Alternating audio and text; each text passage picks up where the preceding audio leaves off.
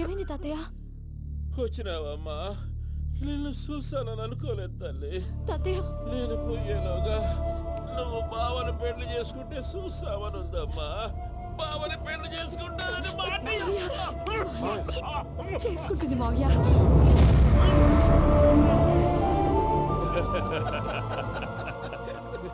తమ్ముడు, మామ యాక్టింగ్ చూసి నాకే మతిపోయినా. అయ్యో బావా, అసలే నీకు ఒంట్లో బాగలేదు, మందులు వేసుకోకుండా మందు వేస్తున్నావేంటి?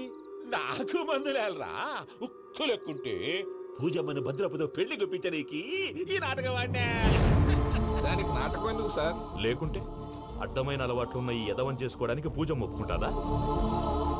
కానీ మేనర్కం చేసుకుంటే పిల్లలు షేప్లెస్ గా పుడతారంటారే, ఏం రామానుజం? అవును సార్, మీ అమ్మగారికి మేనర్కమేగా. అలాగని పూజను బయట వాళ్ళకి ఇచ్చి పెళ్లి చేస్తే మేము పుట్టగతులు లేకుండా పోతాం. అవురా, ఆస్తి మొత్తం ఆయమిదే. ఆ దానికి భద్రంతో పెళ్లి చేస్తే ఆమెతో పాటు ఆస్తి గుడిగా మనకాడే ఉంటాని, అది లెక్క.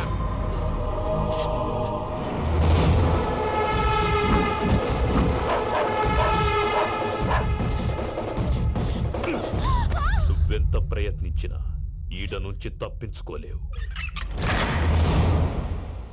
ఆ రికవరీ ఆఫీసర్ జాన్సన్ గారు పెట్టిన డెడ్ లైన్ అయిపోయింది. ఇప్పుడు వాడు వస్తే ఏం చేద్దాం? ఒరే నన్నపనేని, ఎంజాయ్ చేసే టైంలో ఎంజాయ్ చేయాలరా. వాడు వచ్చినప్పుడు చూసుకుందాం. అయితే ఇప్పుడే చూసుకోవాలి. ఏ వాడు వచ్చేసాడు, అదిగో. వచ్చాడంత మెల్లగా చెప్తావేంట?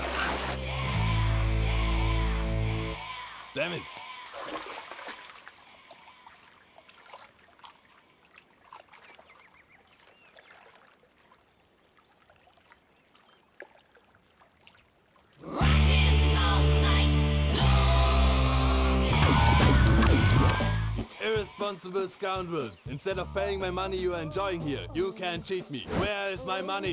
We'll pay, sir. Give me 2 days time, sir. రే దండాలు పెట్టండి రా సార్కి. Not 2 days, take 1 week time. Otherwise I'll put you in jail. Hello వదిన గారు, నేను ప్రసాదనండి. ప్రసాద్, ఎలా ఉన్నావయ్యా? ఏదో ఉన్నానులేండి. పూజకి ఒకసారి ఫోన్ ఇస్తారా? తనకు ఫోన్ ఇవ్వడం చాలా కష్టమయ్యా. ఎలాగోలా ఇవ్వండి వదిన గారు, చాలా అర్జెంటు. పూజ పూజ, ప్రసాద్ మావయ్య. మావయ్య, అమ్మా, నా పొజిషన్ చాలా బ్యాడ్ గా ఉంది. ఆ జాన్సన్ గాడు, నేను ఇక్కడ అంతకంటే పెద్ద ప్రాబ్లంలో ఉన్నాను. నన్ను ఇక్కడ హౌస్ అరెస్ట్ చేశారు. నువ్వేం చేస్తావో నాకు తెలీదు.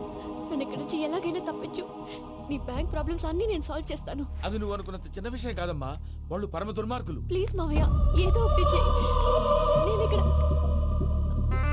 ముఖ్యంగా పెద్ద మావయ్య, వాడు చస్తే కానీ ఆ కుప్పకి దరిద్రం వదలదు. రే ప్రసాద్, ఇలాగే పిలుస్తాడా ఎదవా? రేయ్, నేనే మాట్లాడతాడా? అన్నయ్య, నువ్వు అన్నయ్య, ఆరోగ్యం అది బాగుంటుంది అన్నయ్య. యదవ నాటకాలు ఆపి వెంటనే బయలుదేరరా. పూజకి భద్రప్పకి 10వ తారీఖున నిశ్చితార్థం, 15వ తారీఖున పెళ్లి. అర్థమైందా?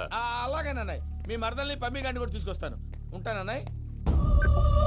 ఇలాంటి పిచ్చి పిచ్చి ప్రయత్నాలు చేస్తే నాకు కోపం వస్తుంది. అది చాలా ప్రమాదం. వద్దు. ఏమంటుంది పూజ? ఇక్కడ తీసుకొస్తే ఇస్తానంటుంది. ఏముంది భయ్యా, టికెట్ వేసి తీసుకొచ్చేయండి. టికెటేసి తీసుకురావడానికి అది మా అత్తోరిల్లు అనుకుంటున్నావా? అత్తూరిలే కదా భయ్యా. అత్తోరిల్లేరా, కానీ అక్కడ చెత్తనాయాళ్ళు ఉన్నారా. సార్, ఏంటి ఎత్తుక్కుంటూ వచ్చావేంటి? రేపు ఇండియాకి వెళ్ళిపోతున్నాం కదా సార్. ఏంటి పేమెంట్ కోసమా? లేదు సార్, పూజ కోసం. పూజ ఇండియా వెళ్ళిపోయింది. వెళ్ళిపోయిందా? 15వ తారీఖు పెళ్లి కూడా. పెళ్ళా? ఈ పెళ్లికి పూజ ఒప్పుకుందా? పెద్ద లాయర్ల క్వశ్చన్ వేస్తావేంటి? బలవంతంగా చేస్తున్నారు. అయితే ఏంటి? అయితే ఏంటి? నేను పూజను ప్రేమిస్తున్న విషయం మీకు తెలుసు. ఇప్పుడు తనకి ఈ పెళ్లి ఇష్టం లేదని మీరే చెప్తున్నారు. అంటే ఏంటి దాని అర్థం? తను కూడా నన్ను ప్రేమిస్తున్నట్టు అర్థమే కదా. అయితే నన్నేం చేయమంటావు? మీరేం చేయనక్కర్లేదు, నేనే చేస్తాను. ఈ పెళ్లి ఎలా జరుగుతుందో చూస్తాను. Irresponsible scoundrel. Where is my money? ఇక్కడ నుంచి ఎలాగైనా తప్పించు. నీ బ్యాంక్ ప్రాబ్లమ్స్ అన్ని నేను సాల్వ్ చేస్తాను. పూజ వాడిని ఇంకా లవ్ చేస్తుందన్న మబ్బులోనే వచ్చి చావు దెబ్బ కొట్టాలి. వీడిని వాడుకుని పూజన కంచి తీసుకొస్తే మన పని అవుతుంది, పగా తీరుతుంది. నాకు తెలుసు వెంకీ, నువ్వు అంత సాహసం చేస్తావని. నన్ను ఇక్కడి నుంచి ఎలాగైనా సరే తీసుకెళ్ళమని నా వెంకటరమణతో చెప్పు మావయ్య అని పూజ బోరున ఏడ్చింది. ఆలోచించాను, వాళ్ళ కర్కోటకులు, నువ్వా ముక్కుపచ్చలారని పసిబిడ్డవి. వాళ్ళ మధ్యకి నేను ఎలా పంపించను? పువ్వు ఉన్న చోట ముళ్ళుంటుంది, ప్రేమ ఉన్న చోట ప్రమాదం ఉంటుంది. నా పూజ కోసం ఎలాంటి ప్రమాదాన్ని ఎదుర్కోవడానికైనా నేను రెడీ. ఈ వెంకీగాడి ఇంట్లో లగేజ్ పెట్టొస్తానని వెళ్ళి గంట అయింది, ఇంతవరకు రాలేదు. అబ్బా, అతని తర్వాత వస్తాడులేండి, ముందు మనం వెళ్దాం. ఇది మన ఇంట్లో పెళ్లి. నువ్వు మ్యాటర్ తెలియకుండా మాట్లాడుతున్నావు. మనం వెళ్ళేది పెళ్లి చుట్టానికి కాదు, పెళ్లి ఆపటానికి. ఏంటండి మీరు అనేది? చెప్తా విను.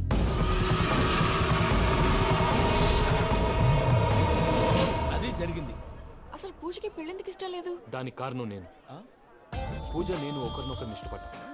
అందుకే ఈ పెళ్లి తన మనసుకు కష్టం కలిగించింది. ప్రసాద్ గారికి ఫోన్ చేసి నన్ను రమ్మంది. ఇప్పుడు తన అక్కడి నుంచి తప్పించడం ప్రేమికుడుగా నా బాధ్యత. ఈ వెంకటరమణ బాధ్యతను బరువుగా ఫీల్ అవుతుంది. అందుకే నేను నీకు అర్థమైంది కదా? అర్థమైందండి. మమ్మీ బై మిస్టేక్ నువ్వు మ్యాటర్ లీక్ చేసావనుకో, వాళ్ళ పప్పాని శ్మశానానికి ప్యాక్ చేస్తారు. ఊరుకోరా, అవేం మాటలు. డాడీ ఫస్ట్ టైం మంచి పని చేస్తుంటే నేను ఎందుకు చెప్తాను? ఓకే, నీ ప్లాన్ మొత్తం గుర్తుంది కదా? ఒకసారి చెప్పమంటారా? అక్కర్లేదు. అయితే పదండి, దుర్ముహూర్తం ఆ, వచ్చేస్తుంది. వెళ్దాం, పద. లగేజ్ తీసుకెళ్ళి. అయ్యా పూజ మూల నాయన దేవుడు అసంటోడు. ఆయన మిమ్మల్నే కాదయ్యా, మమ్మల్ని కూడా తన సొంత మనుషుల్లాగా చూసుకునేవారు. ఆ మహానుభావుడి బిడ్డకి అన్యాయం చేయకండి అయ్యా. చేసిన తప్పుకి క్షమాపణ అడగాల్సింది పోయి నాకే సలహాలు ఇస్తాను. భైరాగి, ఈడికిదే ఆఖరి మాట కావాలా?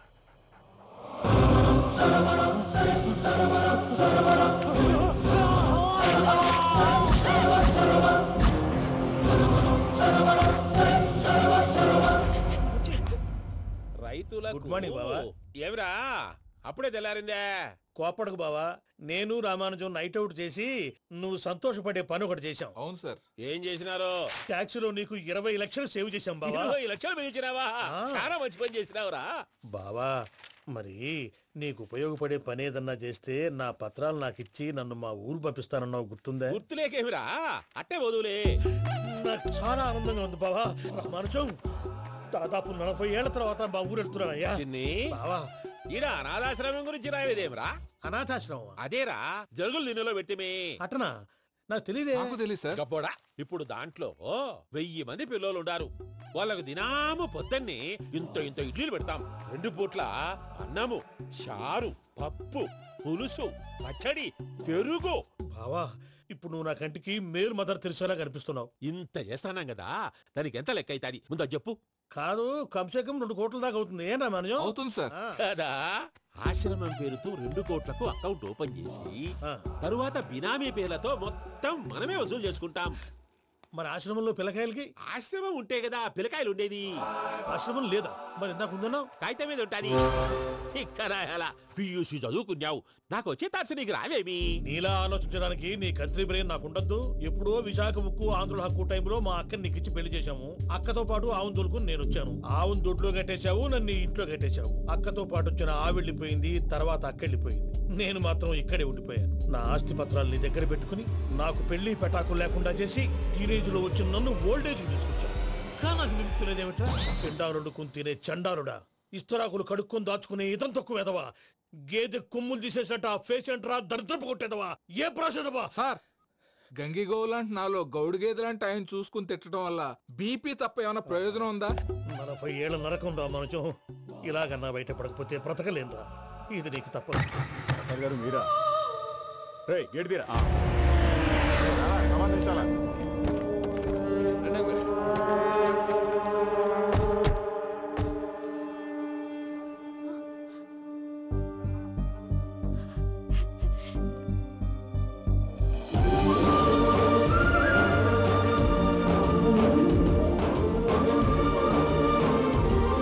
Venky, thank you Venky, thanks for coming. నేను తీసుకెళ్ళడానికి వచ్చాను. నువ్వేం భయపడవు, నేను తీసుకెళ్తాను. సారీ సార్, పూజ అనుకోని. ఏమనుకోవటం? ఇక్కడ మెలకుగా ఉన్న వాళ్ళే మర్డర్ చేస్తారు. ఇలా పగటి కళ్ళ కన్నా ఉంటే కళ్ళలోనే కనుమూస్తావు. అర్థమైందా? అర్థమైంది. ఏమర్థమైంది? నేను పూజతో 7 అడుగులు నడవాలంటే ఇక్కడ మీరు చెప్పినట్టు నడవాలి. 8 సేవలే పద. అలాగే.